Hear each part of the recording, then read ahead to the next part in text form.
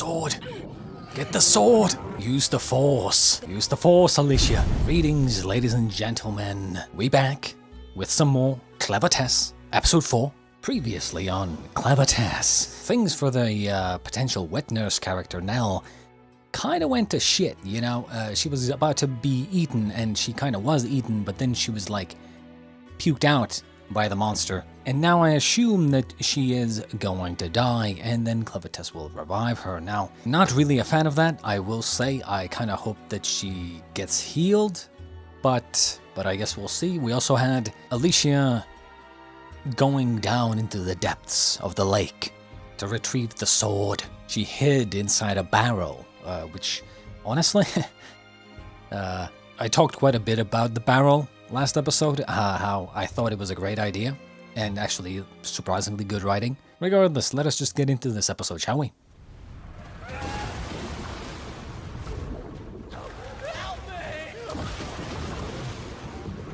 A bloodbath.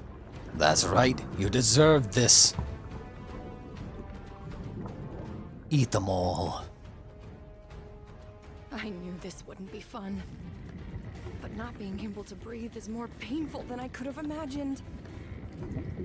My head's going numb, and I can't see. My whole body is screaming for me to start flailing my arms. My brain knows I won't die, but my body is struggling to ignore the impulse to stay alive. I must endure until I find the legendary sword. Jeez. That's crazy.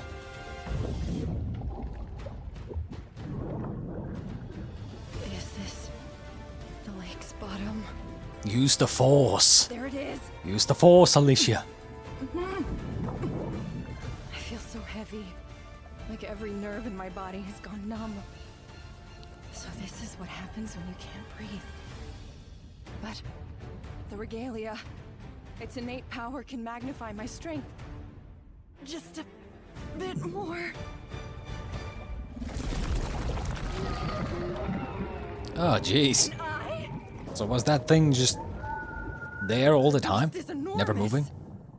To think it's been lurking at the bottom of the shaft for decades. Where's the sword? Get the sword!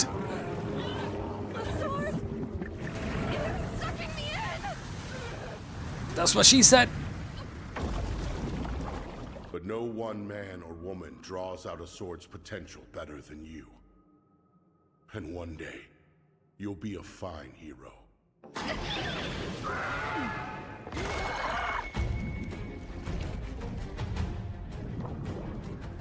It hit me in the stomach. But I've got the sword! Mighty stream splitter! Let me hear you scream! Got it.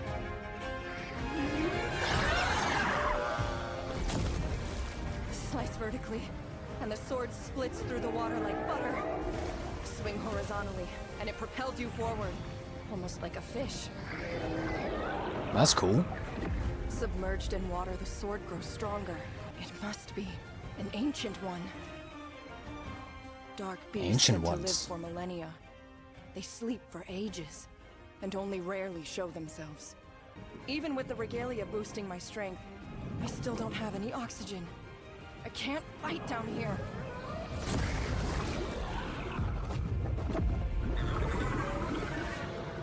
First, I need to breathe.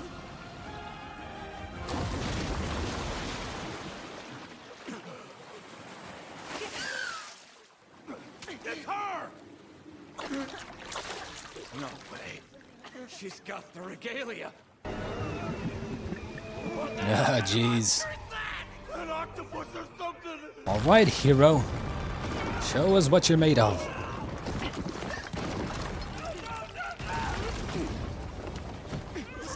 I still think that the sword looks kind of ass, not gonna lie. There's I no mean, way I can red keep blade this is thing cool by and all, myself. but the hilt is just... The regalia can cut through its skin just fine. But from here, I can only reach the tip of its legs. Heroes are strong, but we were never meant to fight a beast like this on our own. Time to retreat. Wait! Hang on! Save me! I'm sorry for everything!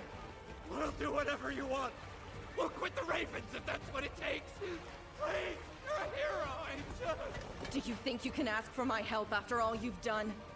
And besides, I'm no longer the hero you think I am. I wish, I will say the one thing I'm a little bit like, about is the fact that she recovered very quickly, considering, you know, like she was without oxygen for quite a bit, right? I kind of would have assumed that there would be a little bit more like of some recoil, I guess you would say. You're scared now, while I'm a slave to something far scarier.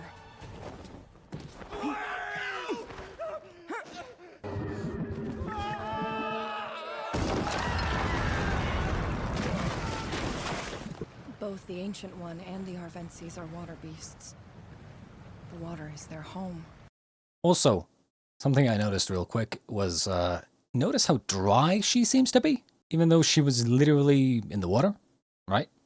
Small, like, little details kind of ruining my immersion. Which means there's no danger of them climbing out of the shaft. I hope. CLEVATESS demanded that I slaughter these deplorable bandits. And in a way, I suppose I've done that. Most of them are dead, and with the Ancient One awoken from its slumber, the survivors won't be sticking around. I wish I could have done more, but I did get this sword. That's what matters. Hey, Alicia. I'm communicating with you through the Dark Ichor. I guess they can do that. I didn't see it myself, but my blood in your veins tells me you've purged the bandits. I've encountered a power I've never seen before. I'm finding it difficult to overcome as a humanoid. You've concealed the existence of magic from me, have you not, Alicia? Get over here so I can reprimand you. Right now. Who the hell is that kid and what the hell was that? And it's I've a... heard of magic that can physically strike something. Damn it!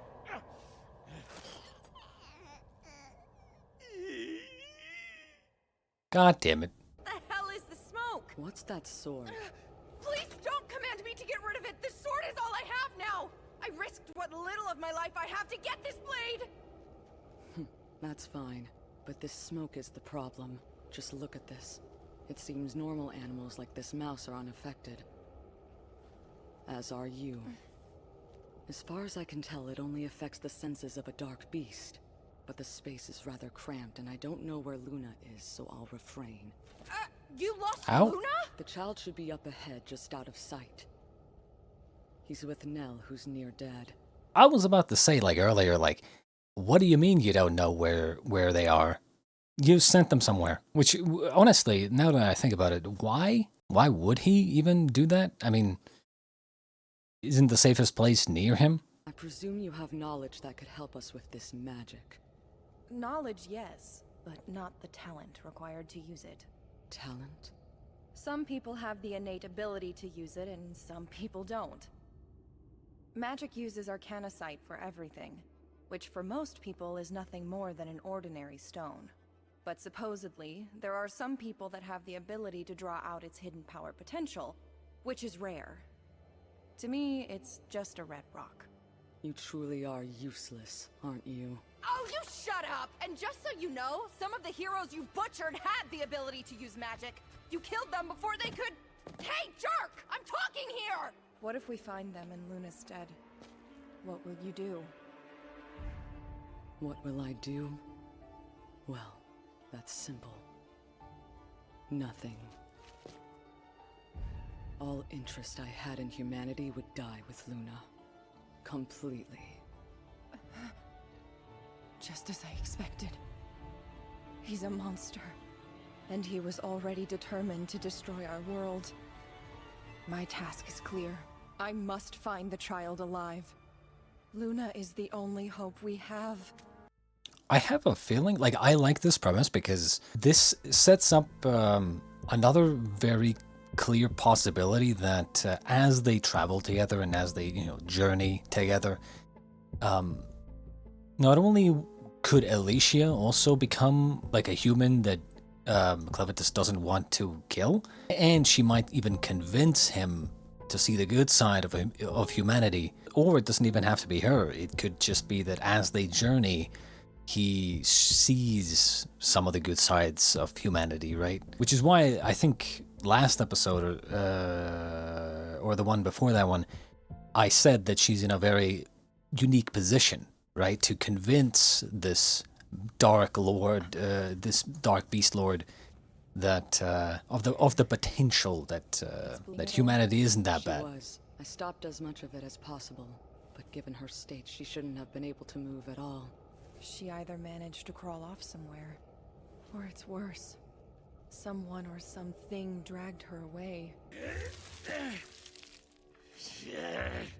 Would you hurry up and die already?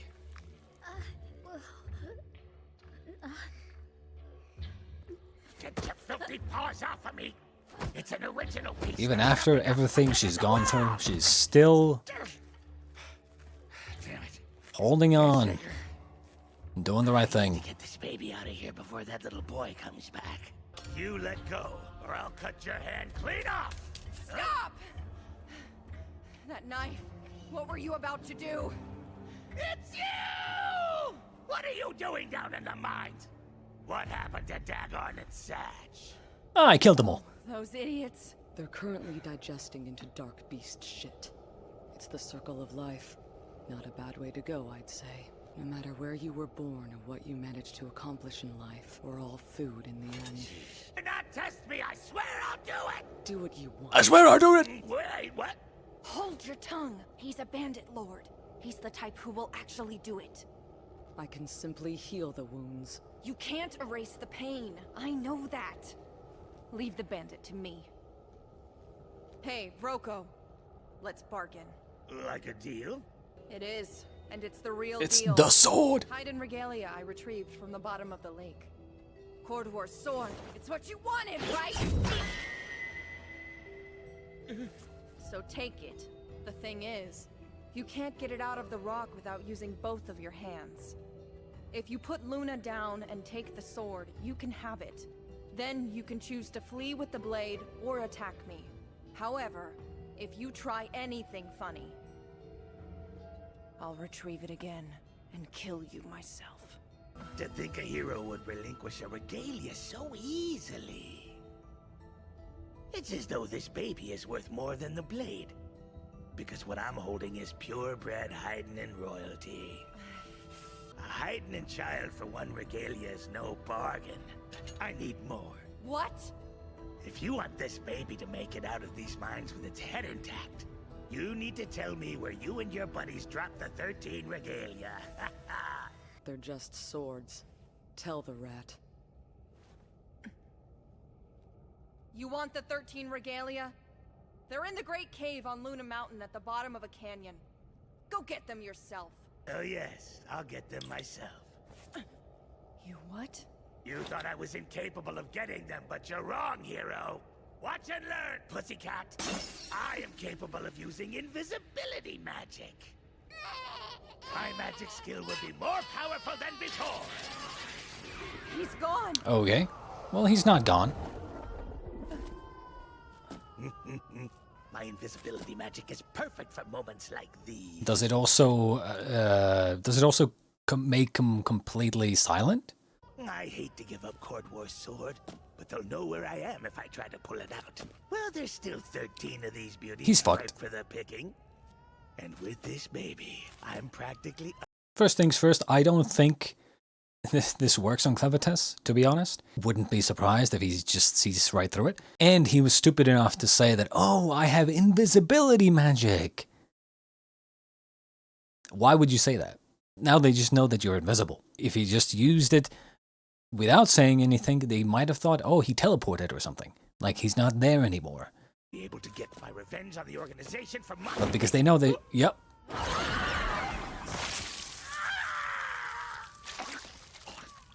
No! How did That was you- easy. Could you actually see me the whole time? No, not one bit. But I could hear you the entire time. And of course, I could hear Luna crying. That's what I was saying. If it wasn't for her bravery, we wouldn't have found Luna in time. Maybe.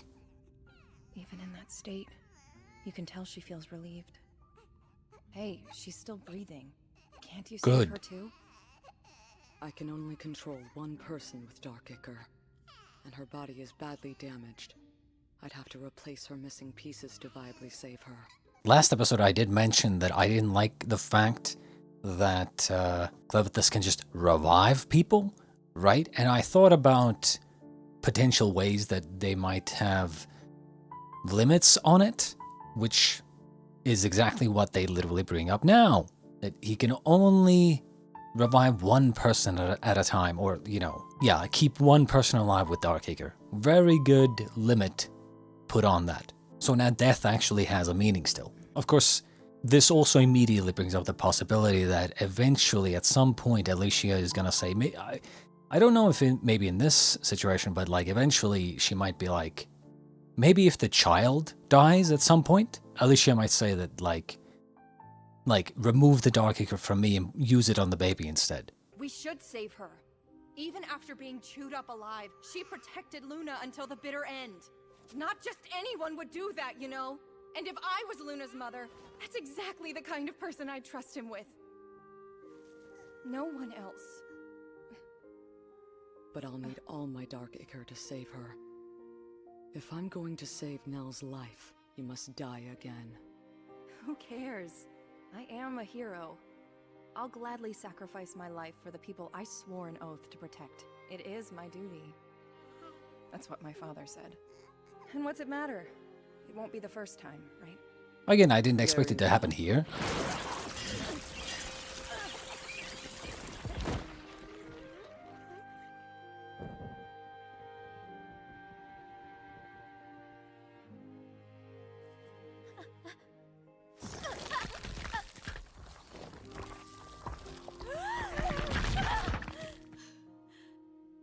I guess the Dark Ichor works in a way where, as long as she's not dead, because she was still alive, the Dark Ichor reverts the injuries, I guess. So for him to use the Dark Ichor to heal the wounds, then he can still take the Dark Ichor out of her to put it back into Alicia, I guess. I'm alive. How is this possible? That girl. And the teeth are back to normal as well. I see you've awakened. Short hair? You're the slave boy.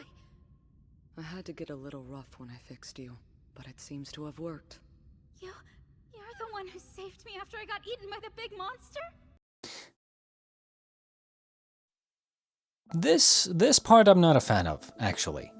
The fact that she's now speaking clearly. The reason I thought why she was slurring her words before was not actually because she was missing teeth or anything, or her body was injured or whatever. Sure, that could also be a part of it, but like, the reason I thought she was slurring her words is because no one taught her otherwise, right? Like, she was a slave from birth, right? She didn't receive any education, no one taught her anything.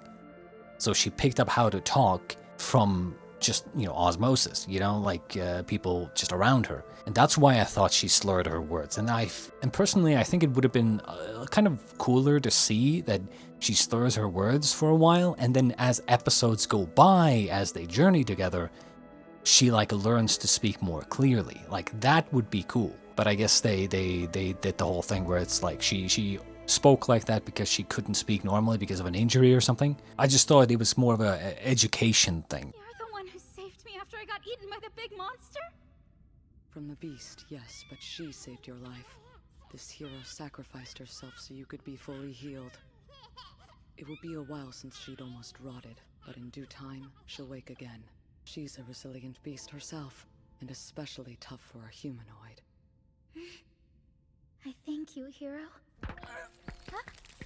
Oh, no! What's happening to her? The sword! The sword! Thank goodness you're still here! It's feeding time, Nellaroo. Here.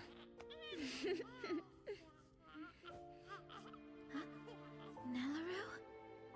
New life means a new name, too. You've been reborn with the name Nellaroo. You're coming with us, Okay. aren't you? Yes! I'd love nothing more. Thank you. Hmm. Hmm. Hmm. Hmm. Hmm. Hmm.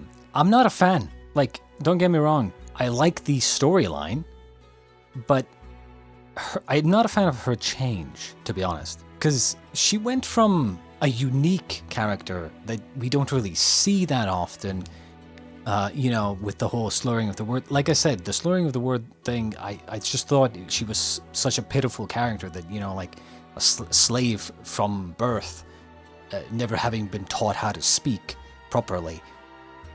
And also I think the slurring of the words gave the character a little bit more darkness and sadness to her personality. But now, after this change, it just feels... Also, did they like change her eyes as well? Did she have like the you know, the glow in her eyes before, right? Like now she's kind of turned into just a more generic anime character that we've kind of seen before. At least the vibe, the feeling has changed, I feel like. Now, maybe the next episode will kind of prove me wrong here, but like, that's the feeling that I'm getting. She went from this like, this pitiful but honest character to more of a generic anime character. Like there's been a vibe change with her character. Also, the fact that her hair was cut is like, I guess this is like a good example, right? The vibe of this, and I think you can probably see the same example if you take her from the previous episodes before she got injured like this, right? And then you compare it to this. It's like they pretty obviously like made her more cutesy, right? Or is it just me? All right, I want you to look at this. This is from the previous episode. Look at her facial structure, right? Look at that. Now look at this. Now look at this, right? And now look at this again. You see what I'm talking about, right? I think the way they drew her face is almost completely different. Well, not completely, but like, it's almost like in the previous episode, like her face, like especially the eyes. I think it's the eyes. The eyes weren't curved upwards. If you look here, right, in the previous episodes, her eyes were always like this. It was always like the slanted eyes. And that's a massive difference. And I think on the newer, you know, healed version, the nose is like thinner and pointier as well. It's just like they just made her more generic anime cutesier, which I preferred her previous design. I really did. Maybe it's just my imagination. We'll see in the next episode though. Regardless, that was episode 4 of CLEVATESS. I'm glad to see that they did put a limit on CLEVATESS's revival ability, that he can only keep one person alive at a time. We kind of saw it in this episode, right? That Alicia was willing to sacrifice herself. I am expecting that at some point in the future, maybe towards the end of the story, Alicia will sacrifice herself to keep the baby alive. Or something along those lines. But yeah, I hope you enjoyed episode 4, and we shall be back with episode 5 next time. Until then, ladies and gents, I shall bid you adieu.